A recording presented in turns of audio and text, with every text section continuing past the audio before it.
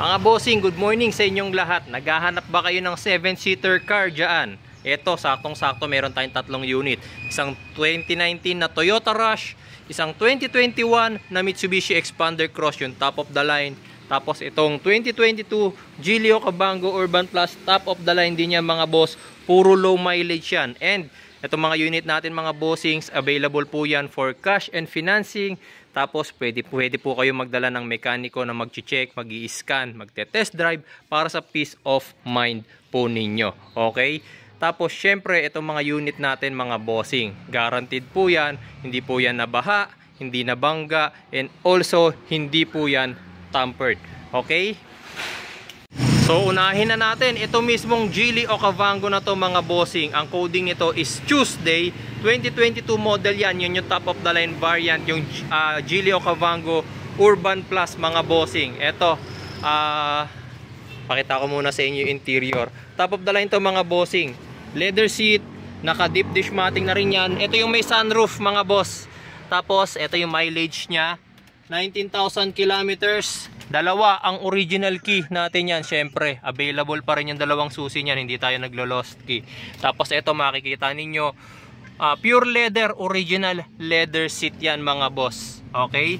Tapos syempre bagong PMS na rin yan. At ako na rin ang mismong nag-PMS nito mga bossing. Ayan, dito sa loob, ayan, makikita ninyo yung mga neck pillow hindi kasama yan. Ginagamit kasi namin minsan to ng mga anak ko, lalong lalo na sa long ride mga boss. Gamit to pag sa long ride mga boss. Subok na Bataan, Batangas, basic na basic mga bossing. Tapos syempre top of the line, naka power lift gate na rin yan. Ayan, 7-seaters mga bossing, 7-seaters. Pwede ng cash and financing. Geely Okavango mga bossing, Urban Plus. May dashcam na rin yan mga boss. Kasama na yan, hindi ko natatanggalin yung dashcam na in-install ko. Okay? Sa magiging interested dito sa Geely Okavango na to mga bossing, ang asking price natin dito mga boss is 928,000, negotiable upon viewing. Pwede ng cash, pwede ng financing. Tumatanggap din tayo ng trade-in. Next na natin itong 2021 Mitsubishi Expander Cross. Mga bossing, yan yung top of the line kasi syempre merong GLX yung manual, GLX na automatic, GLS, tapos GLS Sport, and syempre ito nga si Expander Cross 2021 model mga bossing. Dalawa rin na susi niyan. Ayan, naka power fold na rin. Ito, pakita ko rin sa inyo yung interior. Okay? Ayan, original leather seat yan syempre. Tapos ito yung pinaka interior nya. Ayan, mileage niyan mga boss 26,000 kilometers.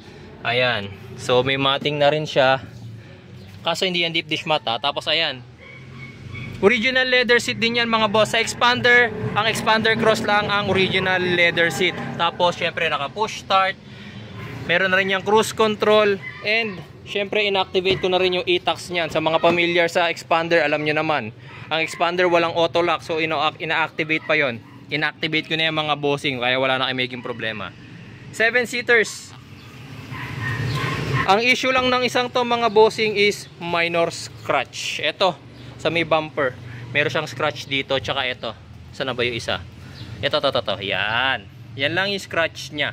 Tapos overall, syempre, hindi nabangga, hindi nabaha, hindi rin natin yan syempre tinamper. Kung ano yung mileage niya nung nakuha natin yan sa first owner, yun po yung mileage niya nung ibinebenta na natin. Okay? So ito namang Expander Cross natin mga bossing, ang asking price po natin dito is 838,000, negotiable upon viewing. Cash and financing, pwede rin po. Ito, yung paborito ng bayan. Galing pa sa doktor to. Kakukuha ko lang nung isang araw. 2019 Toyota Rush G. Actually, may mga napalitan na siya rito like ito. Yung cover lang naman ng fog lamp. Accessory lang naman yung pinalitan niya. Tapos, aside doon, all original. Mags, gulong, all original. Mileage, pakita ko rin sa inyo yung mileage niya syempre. Coding nga pala nito guys is Wednesday pati ito Wednesday din to. Pareho silang 6. Yung Okavango lang ang Tuesday dahil 3 ang coding nun. Ayan. Kailangan pala naka-on para makita niyo yung mileage. 29,000 na siya mga bossing. 28,900 to nung nakuha ko, pero syempre biniyahe ko pa pauwi rito sa amin, so 29,000 na siya. All original Ayan, meron na ring dashcam na kasama yan. Ito nga lang si Toyota Rush, syempre since Toyota, sa accessories medyo matipid. Naka fabric seats lang. Hindi ko alam kung anong tawag sa ganitong klase ng material. Ito kailangan ko pa tong i-detailing. Detailing, interior and exterior detailing. Engine detailing kailangan pa. Medyo marumi pa dahil kakakuha ko pa nga lang. Hindi ko pa na di-detailing yung mga bossing. Syempre 7-seaters din tong isang to. Tatama ba? Tatama. Tatama. Ayun yung tinanggal na ano, na fog lamp cover niya. Tapos ito, seat cover naman. Ayan mga bossing. 7-seaters. Rush G to mga boss ha. Ito na yung top of the line ng Toyota Rush. Noon. Kasi ngayon may GRS na eh. Ayan. Ang issue nito, parang wala akong nakita. Ah, hindi. Meron dito pala. Sa may, ito. Pero makukuha sa buffing to eh. Itong gas-gas na to. Yan. Sa kabila meron din yan. Sa side mirror din. Sa side mirror din. Ayan. Doktor ang may-ari nito mga bossing. Actually, kilala ko yung doktor. Dahil doktor ko siya. Sa medical condition ko, meron kasi akong doktor. Ayun. So, siya rin yung nagbenta sa akin itong Toyota Rush nito. Sa mga magiging interested, ay may sticker pa nga ng MD oh. Sa mga magiging interested mga bossing, ito yung pinakamura natin na 7-seater.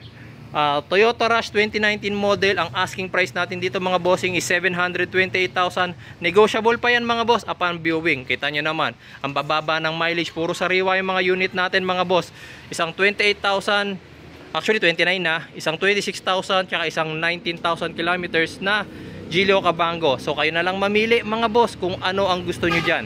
Kontakin nyo na lang ako sa cellphone number na nakikita nyo po dyan sa comment section sa baba. Salamat po.